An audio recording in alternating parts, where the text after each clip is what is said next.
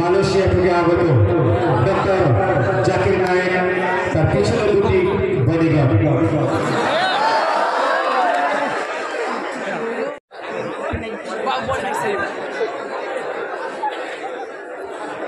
সমস্ত দর্শক শ্রোতা, আমরা ডক্টর জাকির নায়েককে আমন্ত্রণ জানিয়েছিলাম, তিনি এসেছেন, তার জন্য আমরা গর্বিত। এবং স্বল্প সময় থাকার কারণে বেশি কিছু বক্তব্য না রেখে আপনাদের যদি কারো কিছু প্রশ্ন থাকা, জিজ্ঞাসা করার প্রশ্ন থাকে, আপনারা করতে পারেন। আসসালামু আলাইকুম স্যার, আমার কাছে প্রশ্ন হলো যে একজন ব্যক্তি ইসলাম গ্রহণ করার পর তার করণীয় আমল কি? আশা করি আমি আপনার কাছ থেকে উত্তরটা পাবো।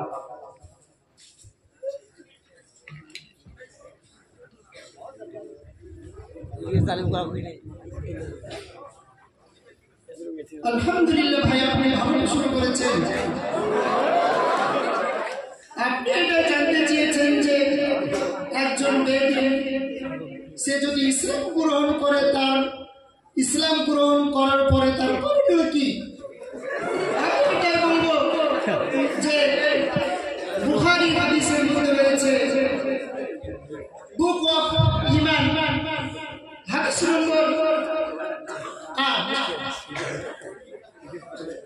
আল্লাহ রাসূল সাল্লাল্লাহু আলাইহি ওয়াসাল্লাম তিনি এই কথা বলছেন যে ঈমানের 5টি স্তম্ভ রয়েছে।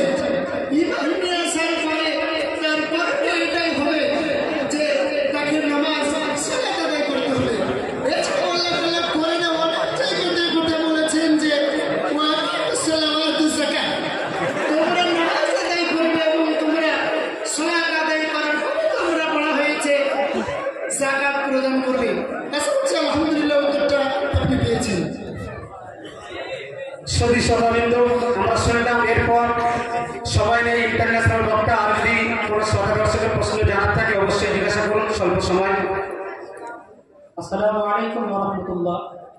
স্যার, আমার প্রশ্ন আপনার কাছে হলো যে আমরা অনেক দিন থেকে দেখতে আসছি যে আমাদের রমজান মাসে আমাদের মসজিদে তারাবি সংখ্যা হয় 20 টাকা, কিন্তু কিছুদিন আগে আমরা দেখতে পেলাম কিছু সংখ্যক মৌলবী যারা ফতোয়া দিচ্ছেন যে 20 টাকা বেদাত আর 8 টাকা সুন্নত।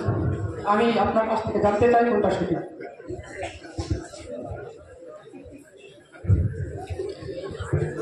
আলহামদুলিল্লাহ ভাই, আপনি ভালো প্রশ্ন করেছেন।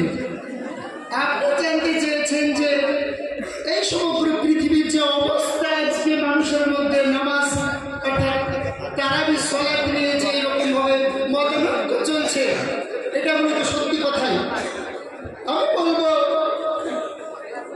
বুখারী হাদিস নম্বর 1147,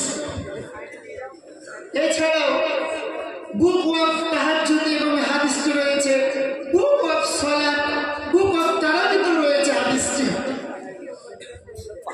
আয়েশা রাদিয়াল্লাহু তাআলা আনহার কাছে সাহাবাগণ আসলেন, আসার পর জিজ্ঞাসা করলেন যে আল্লাহ রাসূল সাল্লাল্লাহু আলাইহি ওয়াসাল্লামের রমজানের আমল কার করণীয় কি ছিল?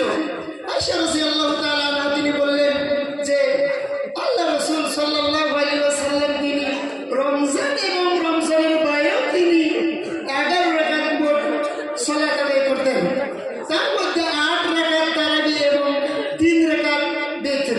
আশা করছি আপনি উত্তরটা পেয়েছেন।